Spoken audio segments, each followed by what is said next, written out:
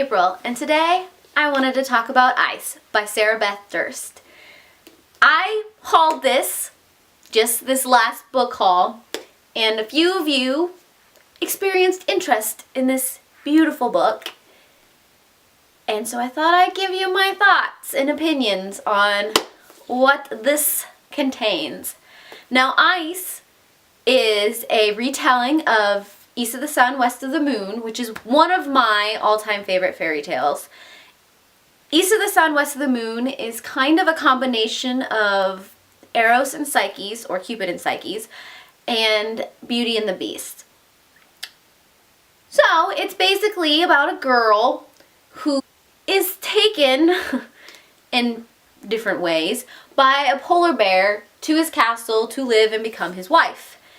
And then things happen, and all of a sudden the girl has to go on a quest to get her beloved husband back. Now, I'm going to give this review in the standard fashion of non-spoilery first, and then a little bit of the spoilers afterwards, but I'll let you know when that happens. Now, Ice was a sort of modern twist on the East of the Sun, West of the Moon mythology. It centers around a girl named Cassandra who is raised on a slightly Arctic research base by her father, and she grows up hearing stories from her grandmother about her mother, who was the daughter of the North Winds. And she ended up in the land of trolls and has been residing there ever since.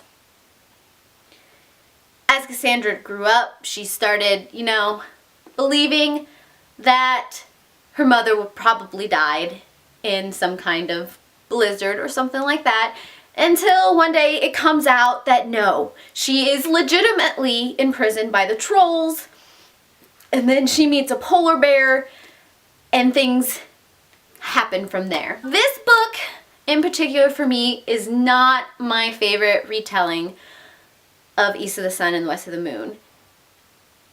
It, in my opinion, fell a little flat in a lot of the character development. Some of the twists and spins they took on the story were okay, but I think if there was maybe more to it and more depth, that it would have felt better. But part of my issue is the main climax that I thought was going to be captured, especially with Cassandra's mother being imprisoned and Cassandra, always wanting to meet her. That kind of went too quickly for me. And then there was so much more of the story, and that I felt like I had been lied to a little bit about what this book was going to be about. However, it wasn't completely bad. I did, like I said, enjoy some of the twists and turns that they took, and the fact that it did get set in modern day, but then kind of some of the backtracking that they did made it feel weird. I read it quickly, but I didn't get into it quite the way I wanted to get into it. I ended up giving it only a 3 out of 5 stars.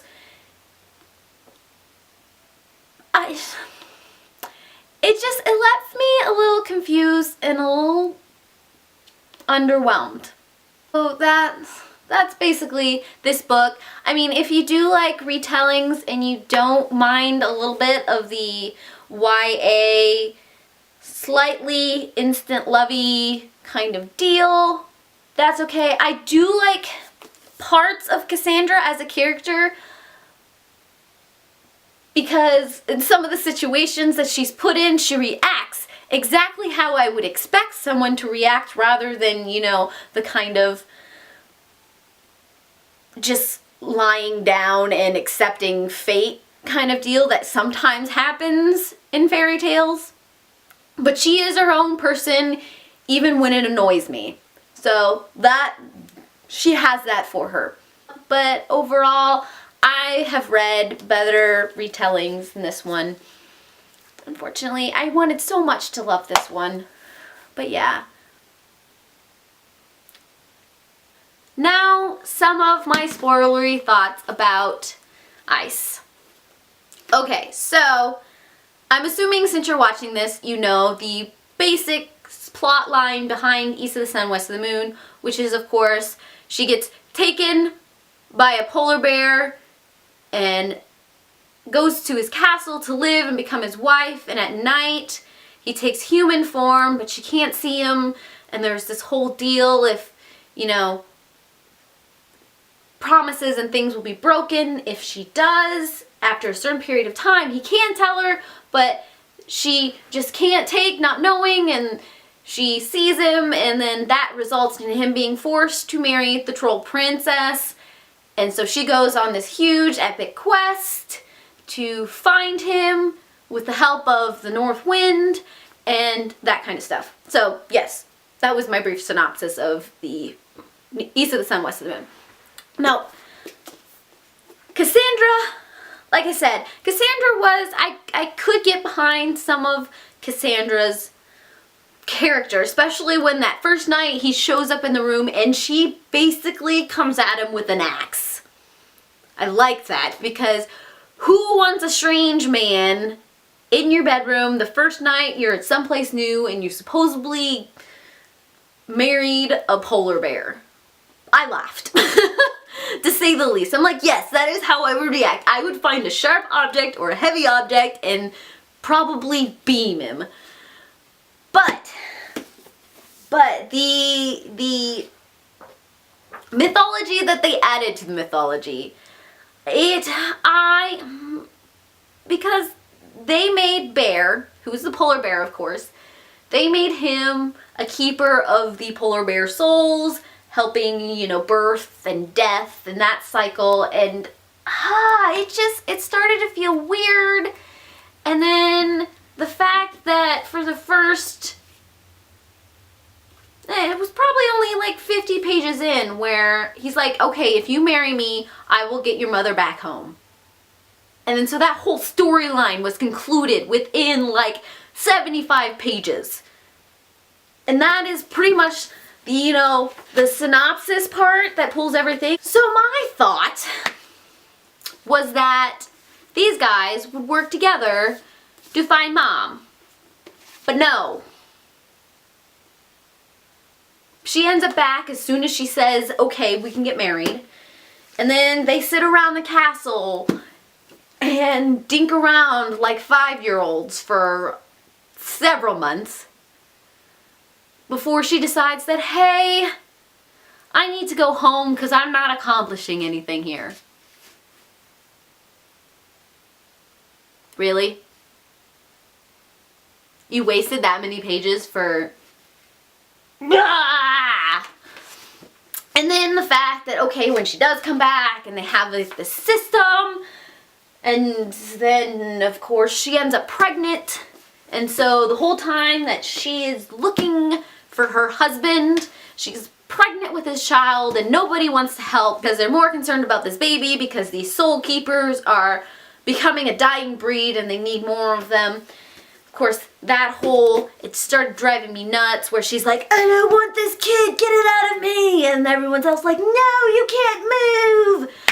And there was that whole like weird storyline. And then of course, when she finally gets to the end of the earth and the trolls, which are really just souls, I'm like, duh, I could have found a solution for these troll people before this storyline. Because I'm like, we don't have enough souls for the planet. Well, why don't you just go and pick some up?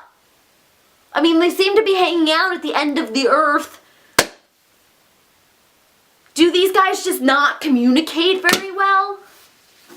So as you can tell, this book drove me nuts. Drove me nuts. But why did I still give it 3 out of 5 stars? Because it's still a good-ish book. And hey, at least it got me griping about it. And I had to finish reading it, so that had it going for it. But I was just so underwhelmed and so frustrated with...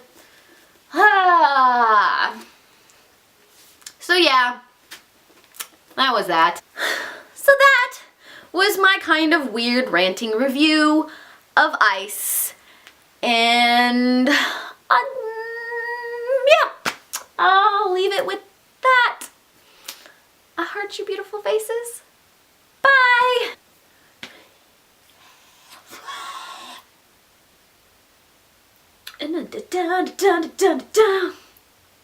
They're more concerned about the baby, and my roommate is upstairs sneezing. Sorry. It's okay. Heart your face.